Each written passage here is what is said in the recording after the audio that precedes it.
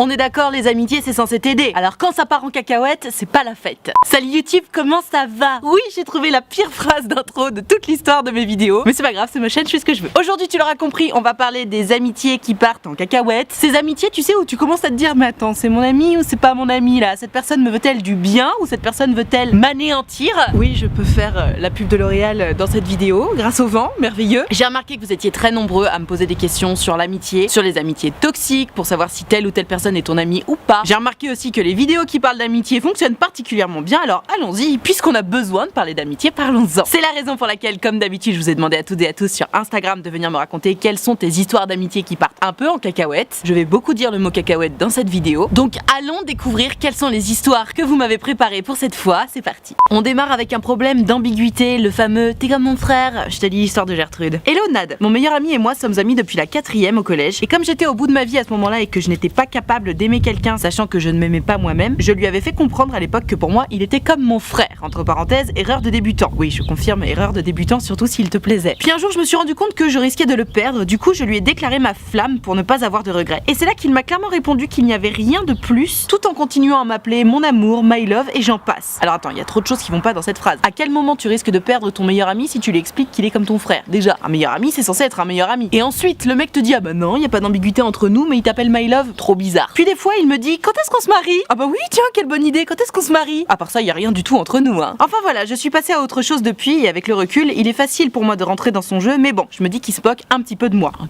tout petit peu. Quel meilleur ami dit à sa meilleure amie je ferai tout pour toi mon amour?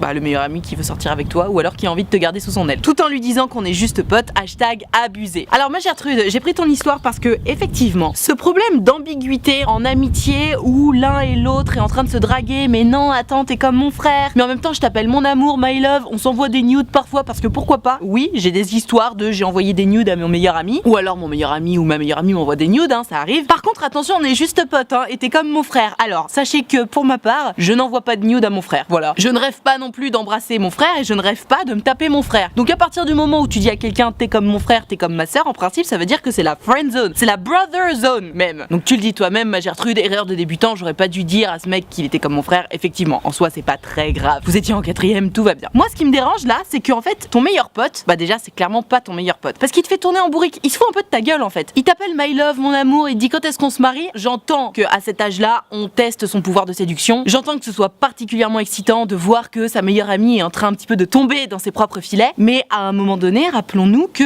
l'amitié c'est censé tirer l'autre vers le haut. Les amis c'est la famille qu'on se choisit. Donc si tu te retrouves face à un meilleur ami dont le passe-temps favori est de tester son pouvoir de séduction sur toi et qui derrière te dit ah bah non, y a rien entre nous, clairement c'est pas ce qu'on appelle un ami en fait. C'est un compagnon de jeu à la limite avec lequel tu testes toi aussi ton pouvoir de séduction. C'est un compagnon d'expérience sociale, mais c'est pas ce qu'on appelle un meilleur ami. C'est pas ce qu'on appelle un ami tout court en fait. Donc ma Gertrude, tu m'expliques que t'es passé à autre chose depuis le temps, heureusement, grand bien te fasse, mais toi qui regardes cette vidéo, si tu te rends compte que t'es un petit peu dans cette situation où ton ou ta meilleure amie te fait du chaud-froid, c'est-à-dire qu'il ou elle t'appelle my love, mon amour, te demande quand est-ce que vous vous mariez, par contre derrière quand tu lui déclares ta flamme, cette personne te dit ah mais non, y a rien entre nous, t'as complètement fumé. C'est pas que la personne n'est pas sincère avec toi, c'est juste qu'il ne s'agit pas de ton ami. Et à ce moment-là, en soi c'est pas très grave. Il s'agit juste de savoir faire le distinguo entre l'amitié et des compagnons de jeu, et à partir de là tu mets tes limites. Tu vas évidemment pas raconter ta vie privée à ton compagnon de jeu. En revanche, tes amis, oui, tu vas leur raconter tes problèmes, ils seront là pour toi et tu seras là pour eux. Quelqu'un qui est ton compagnon de jeu, attention, on est là pour jouer à la séduction, on est là pour faire nos expériences sociales, mais cette personne ne sera jamais là pour toi en cas de grand besoin, et tu n'as pas à être là pour cette personne en cas de grand besoin non plus, sauf si ça te fait plaisir bien entendu. Allez, on passe à l'histoire suivante. On enchaîne avec Gertrude qui se fait un petit peu abandonner par ses potes au lycée, du coup elle le vit mal, elle se demande si c'est pas elle le problème. Je te lis son histoire, c'est hyper intéressant. Hello Nadia, j'espère que tu vas bien. Écoute, ça va, ce vent m'embête un petit peu, mais j'avoue je suis bien là, j'ai presque chaud. Je suis rentrée en seconde cette année, qui dit lycée dit nouvelle rencontre bien entendu. Et comme je ne suis pas dans le même lycée que mes amis de 3e, j'ai dû tout recommencer à zéro. Le problème c'est qu'il y a dans mon groupe d'amis une amie plutôt proche qui s'éloigne de plus en plus en allant voir des gens que personnellement je n'aime pas beaucoup. Je lui en ai parlé, je lui ai dit que le problème n'était pas qu'elle ait d'autres amis ni que je n'aime pas forcément ces personnes, mais seulement que moi je me sentais délaissée et que j'avais l'impression d'être prise pour une bouche-trou, ce qui effectivement n'est pas très agréable. Pourtant malgré mes explications, elle continue et ça me fait mal qu'elle s'éloigne comme ça. Je pense qu'elle ne veut pas vraiment comprendre. J'en ai marre de me faire abandonner par les personnes auxquelles je tiens. Un autre ami commence à faire pareil et parfois je me dis que c'est peut-être moi le problème. En tout cas j'espère que tu verras ce message. Merci si tu le prends, mais également un grand merci pour la bouffée de bonne humeur et de positivité que tu nous envoies à travers tes vidéos. Tu en sauves des cœurs blessés. Merci beaucoup Nadia, #abusé. Mais merci à toi pour ce grand compliment, ça me touche beaucoup. Alors ma Gertrude, en soi tu as fait ce qu'il fallait par rapport à ta copine. C'est-à-dire qu'elle te délaissait un petit peu, bon elle allait voir des gens en plus que t'aimais pas trop, donc relou. Tu lui en as parlé et tu as bien fait. Et c'est ce qu'on fait en amitié, quand l'autre fait quelque chose qui nous plaît pas, on en parle, on voit sa réaction et puis on s'adapte. Là, le souci c'est que effectivement tu lui en as parlé et puis bon bah ta copine Germaine, elle a dit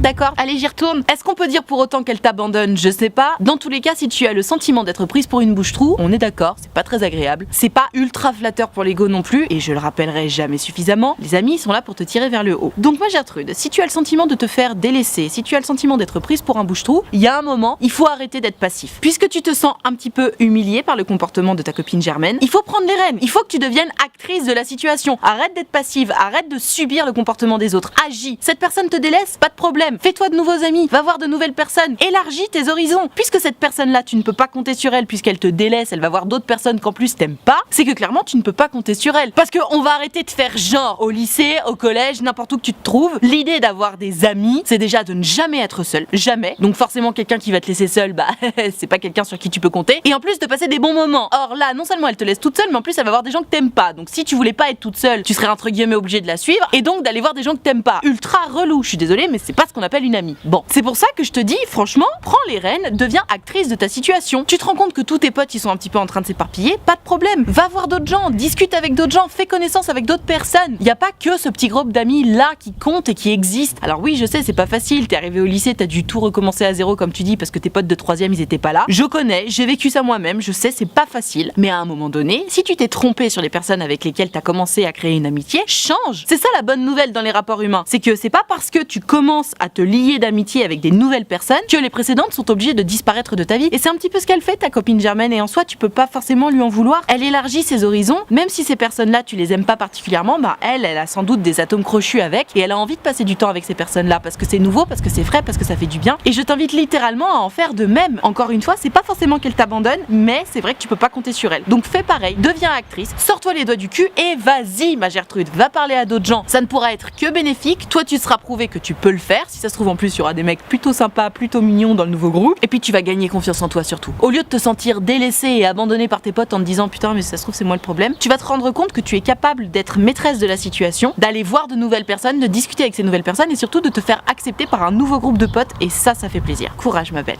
Oh là là, on enchaîne avec Gertrude qui a un petit problème. Il y a une nana dans son groupe de potes qui clairement lui a piqué son crush entre guillemets. Elle a carrément couché avec lui comme ça, c'est clair, net et précis. Sauf que le souci c'est que du coup elles sont dans le même groupe d'amis donc elle sait pas trop comment se comporter maintenant. Je te lis son histoire. Salut Nat, j'espère que tu vas bien. Je vais très bien, merci. Alors voilà mon problème. Une de mes amies a pécho et couché avec mon crush en soirée.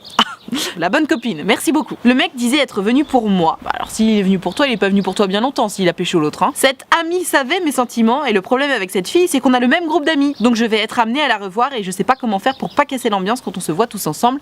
#abusé. Oui, je comprends ton malaise ma Gertrude. C'est jamais très agréable de se retrouver face à quelqu'un qui t'a un peu piqué ton crush, qui en plus était au courant que t'étais à fond sur cette personne. Maintenant, remettons l'église au milieu du village parce que j'adore cette expression. Si ton crush était effectivement venu pour toi à cette soirée, explique-moi pourquoi il a terminé avec cette nana. Alors est-ce que cette nana qu'on appellera Germaine a travaillé au corps cet Alphonse toute la soirée et du coup elle a enfin eu ce qu'elle voulait? Auquel cas c'est vrai que c'est pas très sympa pour toi. Ou alors est-ce que notre Alphonse, un peu délaissé et un peu triste de voir que tu ne lui accordais pas d'attention, s'est reporté sur cette Germaine et l'a emballée comme on le sait dans la suite de l'histoire? Parce que c'est pas la même chose. Si Germaine a passé toute la soirée à essayer de poncer Alphonse et qu'elle est arrivée à ses fins, effectivement elle est pas très sympa et tu peux vraiment lui en vouloir. Maintenant si c'est toi qui a pas osé aller voir Alphonse et du coup Alphonse bah il s'est dit ah tiens Germaine elle a l'air sympa, Gertrude elle me calcule pas, bon bah c'est pas grave, je vais aller voir Germaine. Et puis au final il s'est rendu compte que Germaine lui plaisait plus, ou en tout cas qu'elle lui plaisait tout court parce qu'elle était avec lui et qu'elle daignait lui adresser la parole, bah c'est pas la même. Dans tous les cas ma Gertrude, que ce soit l'option A ou l'option B, Alphonse il s'est reporté sur une autre meuf. Alors que t'aies des sentiments ou pas qui soient venus pour toi ou pas, dans tous les cas il a terminé avec une autre nana. C'est quand même la preuve qu'il était pas si à fond que ça sur toi, parce que si t'étais son énorme crush, s'il était complètement à fond sur toi, ne t'inquiète pas qu'il aurait jamais, au grand jamais pécho une autre nana nana devant toi. Donc il faut un petit peu relativiser. Effectivement, cette Germaine, elle est pas très sympa de t'avoir piqué ton crush, mais si elle a eu l'opportunité de le faire, ça veut dire que déjà toi t'étais pas sur le coup, et surtout que ton Alphonse il était pas si à fond que ça sur toi. Ouvre les yeux ma Gertrude, ce mec là, il était pas fait pour toi, déjà. Maintenant tu m'expliques que vous êtes dans le même groupe d'amis avec cette nana, qu'elle était quand même au courant effectivement que c'était ton crush, et du coup tu sais pas trop comment te comporter face à elle. Honnêtement, on va pas jouer à la trop bonne trop conne, hein. Elle t'a littéralement trahi malgré tout, même si comme je te l'ai démontré, ce mec là n'était pas si à fond que ça sur toi, et que clairement il te méritait pas, ou alors que toi t'aurais mieux fait de te sortir un peu plus les doigts du cul. Dans tous les cas, cette nana a pécho un mec dont elle savait que tu le kiffais sous tes yeux, ce qui est pas très sympa. Donc moi ce que je t'invite à faire, c'est évidemment l'ignorance totale. Cette meuf n'existe plus à tes yeux, tu ne lui adresses évidemment plus la parole, et t'attends qu'elle vienne t'en toucher un petit mot. Pas forcément un mot d'excuse, parce qu'en soi elle n'a pas de permission à te demander pour sortir avec ce mec là, mais si quand même un petit peu d'excuse, parce que si elle savait tes sentiments pour ce mec là, ça veut dire qu'elle était plus ou moins ta confidente, et à partir du moment où tu te retrouves à être la confidente de quelqu'un, bon, t'essaies de faire en sorte que les sensibilités soient ménagées les unes les autres. Et elle, clairement, en toute connaissance de cause, elle a pécho ton crush. Donc oui, peut-être une sorte d'excuse ou au moins un mot sympa pour dire écoute, je suis désolée, je sais que ça t'a fait du mal que j'ai pécho ton crush, mais voilà, moi aussi j'étais à fond sur lui, j'ai pas osé te le dire. Simplement voilà, des explications. Pas forcément des excuses, mais des explications. Un mot un petit peu d'empathie pour te montrer que ben non, elle voulait pas être bitchy avec toi, c'est juste que ce mec-là lui plaisait. Mais tant qu'elle ne fait pas un pas vers toi, tant qu'elle ne montre pas que bah elle se sent un petit peu vaseuse par rapport à toi, ce qui devrait quand même être le cas malgré tout, honnêtement, tu ne la calcules pas. Tu ne la regardes pas, tu ne lui parles pas, tu ne lui réponds pas. Et si par hasard elle vient te voir en te disant non mais c'est quoi le problème, pourquoi t'es désagréable avec moi, tu lui expliques que elle t'a manqué de respect, que t'avais confiance en elle, qu'elle a pécho le mec sur qui t'étais à fond et que tu trouves que ça se fait pas, et que donc elle ne mérite pas que tu lui donnes l'heure, elle mérite encore moins ton respect, et elle mérite certainement pas ton amitié ou ta sympathie. Et à partir de là tu verras comment elle réagit. Mais clairement on s'en fout de l'ambiance, hein. Fais comme si elle n'existait pas, et si par malheur elle essaie de t'adresser la parole ou de revenir faire copain-copain avec toi, là tu l'envoies bouler. Mais toujours avec classe et élégance. Attention, l'agressivité ça casse toute la classe, toute l'élégance. Si elle te parle, juste tu la regardes et puis tu regardes ailleurs. Voilà, c'est ça qu'il faut faire. Et si elle fait ah mais je t'ai parlé, tu lui balances une vanne bien sentie que t'auras préparée à l'avance du style excuse-moi je parle pas aux traîtres. Et encore même excuse-moi je parle pas aux traîtres, c'est déjà trop agressif. Tu peux même limite juste répondre non mais j'ai juste pas envie de te parler donc je te répondrai pas, d'accord? Et puis tu passes à autre chose, j'en sais rien. Trouve une bonne vanne dans ta tête, prépare tes punchlines parce qu'il y a rien de pire que de se dire putain j'aurais dû lui dire ça, ah j'aurais dû répondre ça. Donc prépare-les tes punchlines, sois classe, droite, élégante, mais surtout ne lui accorde plus jamais ta confiance bien entendu. Allez on passe à l'histoire suivante.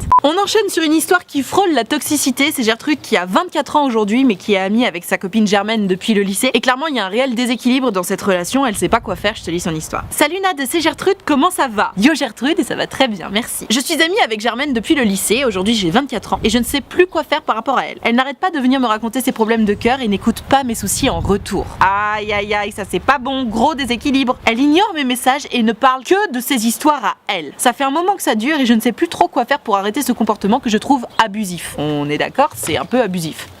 Booba il fait sa life. Elle a conscience de ce qu'elle fait mais elle ne s'arrête pas. Je l'aime beaucoup mais aujourd'hui je ne sais plus quoi faire sans la blesser. Hashtag abusé. Ma Gertrude, c'est surprenant que tu m'expliques que tu ne saches plus quoi faire sans la blesser. Parce que son comportement est déjà blessant pour toi. C'est-à-dire que toi t'es là pour elle et elle est pas là pour toi. Toi tu dois écouter ses histoires mais elle va pas écouter les tiennes. Elle ignore tes messages quand tu lui parles de tes histoires mais what the fuck. Et le pire c'est que tu me dis qu'elle a conscience de son comportement mais qu'elle arrive pas à arrêter. Mais à quel moment tu n'arrives pas à arrêter d'ignorer des messages? Elle le voit bien qu'elle ignore tes messages, elle le voit bien qu'elle cherche pas à t'aider pendant que toi t'es là pour écouter ses histoires de cœur et que t'es là pour l'aider. Honnêtement, ce que tu me racontes, cette espèce d'énorme déséquilibre, ça fait littéralement partie des critères de description d'une relation toxique. C'est-à-dire que t'es toujours là pour l'autre, mais l'autre n'est jamais là pour toi. Tu dois toujours écouter ses histoires, mais l'autre n'écoute jamais les tiennes. Et puis la meilleure excuse du monde, c'est oui, non mais j'ai conscience, mais c'est vrai que j'arrive pas à m'empêcher d'être comme ça. Je comprends que tu l'aimes beaucoup ton ami, je comprends que votre histoire d'amitié dure depuis plusieurs années, depuis au moins 6 ans du coup, puisque t'as 24 ans et que vous êtes amis depuis le lycée. Mais tu sais, parfois, il faut se délester de certaines personnes dans la vie. Et puis peut-être même qu'elle a juste besoin d'un petit électrochoc, ta copine Germaine. La prochaine fois qu'elle te refait le coup, peut-être que tu peux lui dire bon bah du coup, puisque tu peux pas t'empêcher de ne pas répondre à mes messages et de ne pas écouter mes histoires, je voulais te dire que c'est terminé. Ciao. Alors là, tu peux être sûre et certaine que pendant des mois et des mois et des mois, elle va te demander, te supplier de lui raconter tes histoires. Mais en fait, la vérité c'est que ce sera trop tard. Tu pourras bien du coup lui redonner encore une chance à lui donner tes histoires et attendre qu'elle te réponde. Si la vérité c'est que cette jeune femme est particulièrement égoïste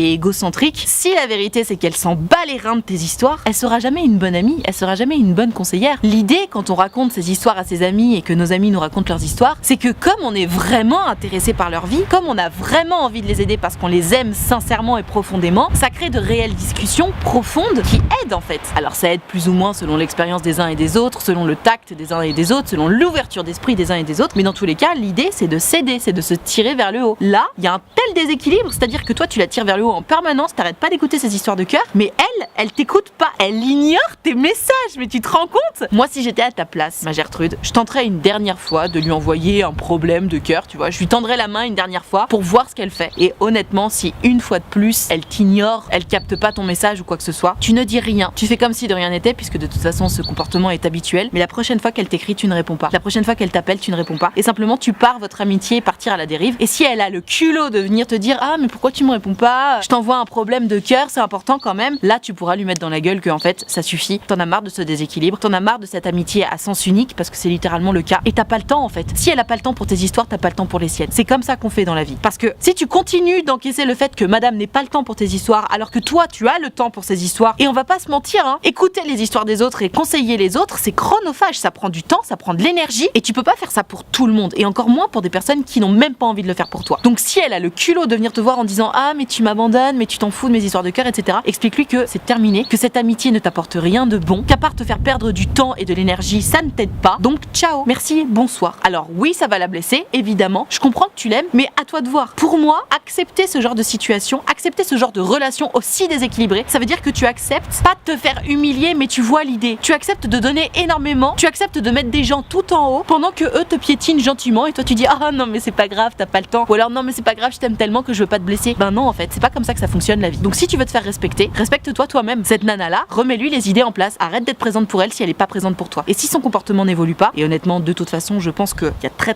peu de chances que ça évolue, et ben il faudra la mettre à la poubelle cette copine, parce qu'en fait c'est pas une amie, c'est une pote, c'est une connaissance, mais c'est pas ton amie. Oh waouh, une histoire un peu similaire à celle du crush qui s'est tapé la copine Germaine pendant la soirée, sauf que là c'est plus direct et ça fait du coup un peu plus mal. Hello Nad, juste pour te dire que ma pote avait couché avec mon crush pendant le confinement, juste comme ça, parce qu'elle s'ennuyait, #abusé. Ah.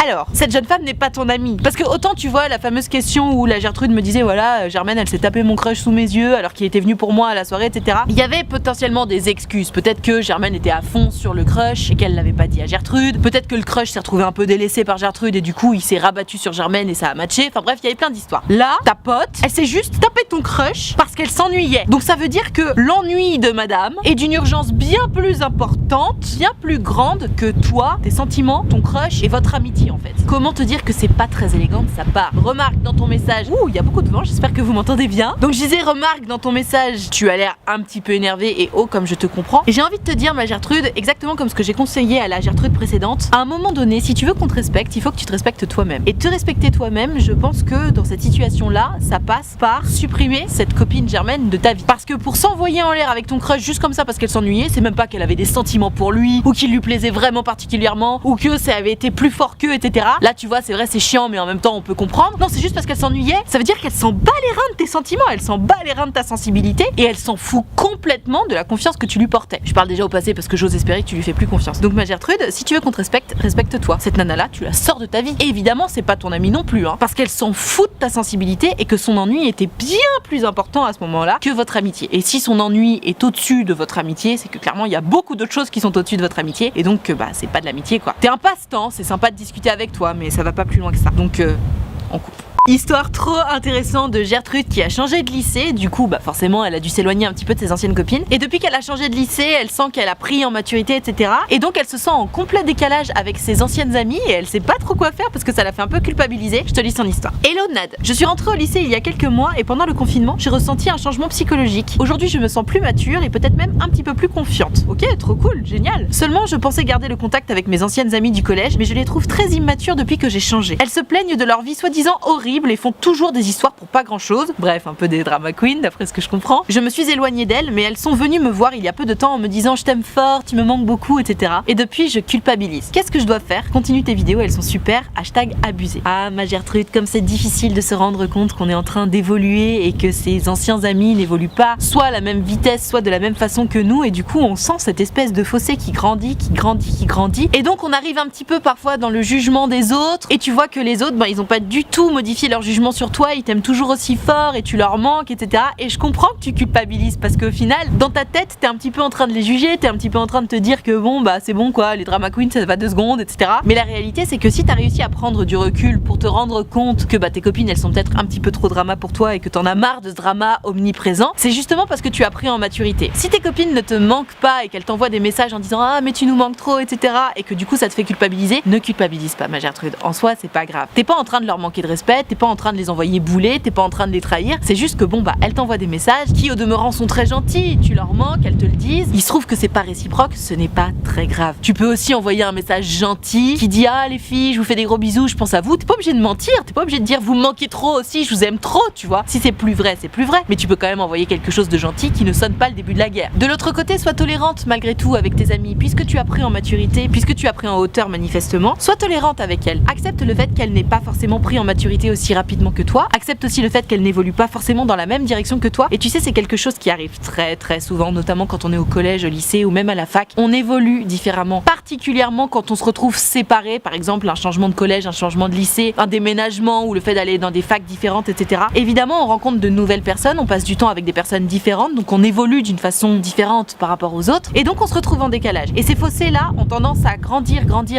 et c'est pas grave. Il s'agit simplement d'être tolérant avec les autres, d'accepter leurs différences, d'essayer de ne pas trop être dans le jugement malgré tout, et de garder des contacts au moins cordiaux. Si ces nanas-là te disent que tu leur manques, ça veut dire qu'elles ont un super souvenir de toi. Alors ne modifie pas en mal ce souvenir-là. Reste classe, reste élégante, sois gentille avec elles. T'es pas obligé de les voir toutes les semaines, t'es pas obligé même de les voir tout court, mais sois gentille avec elles, parce que elles ont le mérite de te porter de l'amour et de l'affection, elles ont des bons souvenirs avec toi, et elles célèbrent cet amour qu'elles ont pour toi. Donc leur chie pas à la gueule non plus, parce qu'elles t'aiment beaucoup. Même si toi tu n'aimes pas la façon dont elles évoluent, ces nanas-là t'aiment beaucoup, elles t'admirent. Donc fais en sorte de mériter leur admiration encore, si tu vois ce que je veux dire. Donc voilà, tolérance, bienveillance sont les maîtres mots. Et pour le reste, encore une fois, tu n'es pas obligé de passer du temps avec elles, mais restons tolérants quand même. Voilà, je vais m'arrêter là pour cette vidéo sur les amitiés qui partent en cacahuète. J'espère que ça t'a plu, j'espère que ça t'a intéressé. Si c'est le cas, mets-moi un pouce bleu, s'il te plaît, c'est hyper important pour moi parce que ça me permet de savoir que tu as aimé mon travail. Tu peux aussi t'abonner à cette chaîne YouTube si tu veux pouvoir voir mes prochaines vidéos. Et si tu veux avoir une notification à chaque fois que je sors une vidéo, tu peux cliquer sur la cloche. Si t'aimes pas les notifications, tu cliques pas sur la cloche, mais clique quand même sur s'abonner parce que c'est important. Si comme toutes les Gertrudes de cette vidéo, tu veux pouvoir participer aux prochaines vidéos, tu l'auras compris, c'est sur Instagram que ça se passe. Donc tu n'as qu'à venir me suivre et surtout il faut que tu regardes mes stories parce que c'est dans mes stories que je précise à quel moment je prépare ma vidéo et c'est à ce moment-là du coup précisément qu'il faut m'envoyer ton histoire par message privé. Avant c'est trop tôt, après c'est trop tard, donc suis bien mes stories et je t'attends dès à présent sur Instagram. Avec le vent ça le fait hein.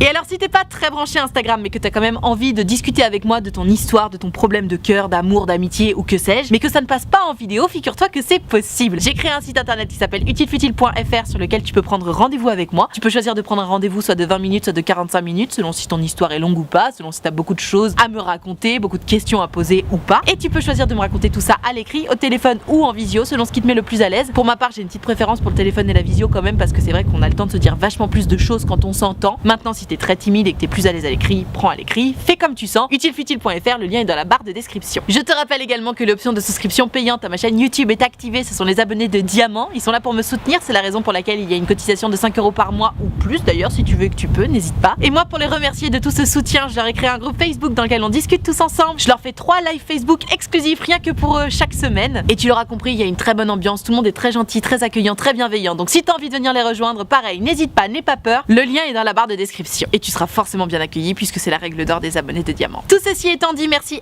infiniment d'avoir suivi cette vidéo ensoleillée en entier. Et moi, en attendant la prochaine vidéo, je te fais des très gros bisous. Ciao.